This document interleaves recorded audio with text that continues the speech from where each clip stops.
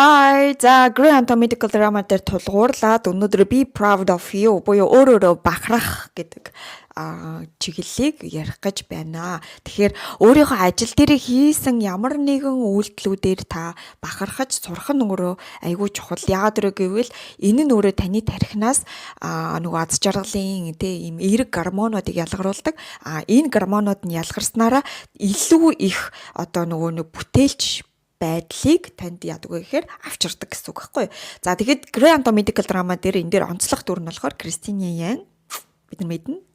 За тэгээд Кристине Ян бол үнэхээр юм хортой, шартай, галзуу зүрхний мис засалж болохоор бэлтгэгдэж байгаад за тэгээс season 7-8-аас эхлүүлээд бол зүрхний ингээд айгуу сайн мис засалж болдог ийм дүр байгаад байгаа. За тэгээд Season 1 дээр бол яг бусад эмч нартайгаа л адилхан өөрийнхөө ерөнхий чиглэлээ сонгох гээд ингээд орж ирдэг болвол ингээд явсараа байгаад энэ хүн бол яг зүрхний мис засалж бий болох юм байна гэдгээ сонгоод ингээд зүрхний мис засалч дээр ингээд тогтдог. За ингээд 5 жилийн нөгөө нэг resident буюу дадлагжигч жилэн дуусаад яг эмч болдог шалгалтаа өгсний дараагаар энэ дүр маань яадаг вэ гэхээр за нөгөө John Hopkins, Harvard, Stanford гэд бүх нөгөө нэг Америкт байгаа алдартай эмнэлэг судалгааны төвүүдээс ажиллах урилгыг ерөнхийдөө бол хүлээж авдаг. Тэгээд ийм гялалцсан ийм дүр байгаад байгаа. За гэхдээ энэ хүн ийм гялалцсан энэ амжилтандаа хүрэхийн тулд бас маш их зөвлөлийг бол золиослож өөрөөр хэлбэл татгалздаг. За энэ хамгийн нэг том зүйл нь юу гэдэг вэ гэхээр нөгөө би бол мис засалтаа гэрэлсэн хүн. Тийм учраас би хизээж хүүхдтэй болохгүй гэдэг. Хүүхдэд хайрхгүй биш, хүүхдэд хайртай, хүүхдэд маш илгэсэг. Гэхдээ хүүхдэд зарцуулах цагаа хүртэл энэ мис засал өөрийнхөө ур чадварыг сайжруулах судалгаа хийхэд ингээд зарцуулна гэж ерөнхийдөө бол үздэг ийм дүр агаад байгаа. За тэгээд дээрэс нь нэмээд нөгөө янз бүрийн аяллаар явах хүмүүстэй уулзах, кино үзэх энэ төр гэж ерөөсөө энэ бүх цагуудыг энэ Кристине Янг бол энэ мис засал энэтэй холбоотой бүх зүйл дээр ингээд зарцуулдаг. Тэгээд жишээ нь энэ дээр нэг шинэ эмнэлэгт ингээд очдог. Тэгээд тэгсэн чинь багийн дарга нь дуудаад юу гэдэг вэ гэхээр чи ингээд хувийн тоглолт хийгээд байна. Манайх бол багийн тоглолттой газар. Тийм болохоор чи яваад ир гэж хэлдэг. Хэсэг яваад ир. Яв кино үз, хүмүүстэй уулз. Чи шинэ газар ирсэн учраас чи энэ газараар ингээд үзээ танилцаад ямар газар ирсэн нэ ингээд мэдчихэд ирээ гэд хэсэг ингээд өдөр өгөөд явуулдаг. За тэгээд тун утахгүй нөгөө Кристине маань хүрээд ирдэг. Би үзчихлээ, бүгдийг нь үзчихлээ. Киногийн ингээд ерөнхийдөө тайлбарыг сонсоод гуглгээд харчлаа.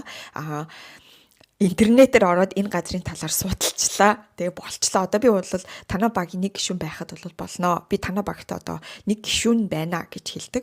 Тэгээд энэ хүн яагаад Кристинег явуулсан бэ гэхээр миний үнд харж байгаагаар бол нэгдүгээр мэдээж шин зүйлүүдийг хараа жоохон тархийг нь амраах. Нөгөө талаасаа болохоор энэ хүн үнэхээр мис засалт дуртай учраас дуртай зүйлээс нь холдуулаад тэгээд багийн гишүүн бай гэдэг нөхцлөө тавьчихж байгаа байхгүй. Тэгэхээр тэр хүн нэг 2-3 өдрийн дараагаар дуртай зүйлээ үнэхээр байгаа учраас окей би багийн гишүүн болъё.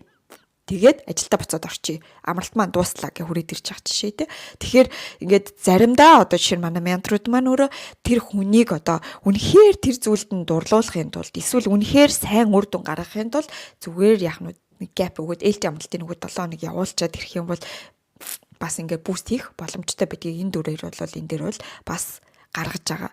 За тэгээд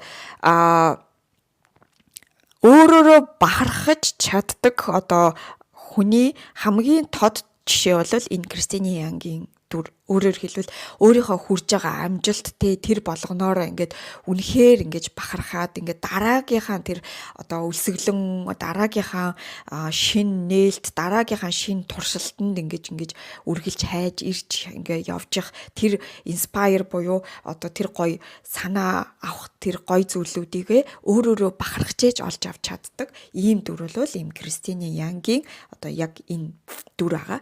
Тэглээгээд энэ явцдаа тэр хүн ингээд тасрахгүй л өсөөд байна уу гэвэл үгүй, ингээд уналтанд ордог, маш олон удаагийн уналтанд ордог, бүр ингээд ярьж чадхаа болдог ч юм уу те. Эсвэл ингээд бүр хэдэн өдрөөр уйлдаг ч гэдэг юм уу. Тэгэхээр энэ дээр юу гэж хэлж байна гэхээр одоо хичнээн танаа багт ингээ хүчтэй хүн те, гаднаасаа харахад үнэхээр хүчтэй байлаа ч гэсэндээ хүн. Тийм учраас тэр хүмүүс ингээд уналтанд ордог. Та ч гэсэн ялгаагүй, магадгүй юм хүчтэй дүрийг багтаа бүрдүүлсэн ч гэсэндээ та бас ялгаагүй Кристиний Янгтай адилхан хүн. Тийм учраас та ч гэсэн уналтанд орно. Тийм болохоор хэрвээ тийм байгаа бол одоо өөрийнхөө унжаагаагаа хүлэмжшүүрөөд тэгээд ингээд нэг тайвшрах те, тэр цагийг өөртөө өгөх хэрэгтэй, тэрнээсээ гарах цагийг өөртөө өгөх хэрэгтэй гэдэг зүйлийг энэ дүрээр дамжуулаад надад хэлж байгаа юм шиг санагдчихж байгаа. Тэгээ яагаад гэвэл хэрвээ ингээ унахгүйгээр яваад ах юм бол одоо өөрийнхөө тэр уналтыг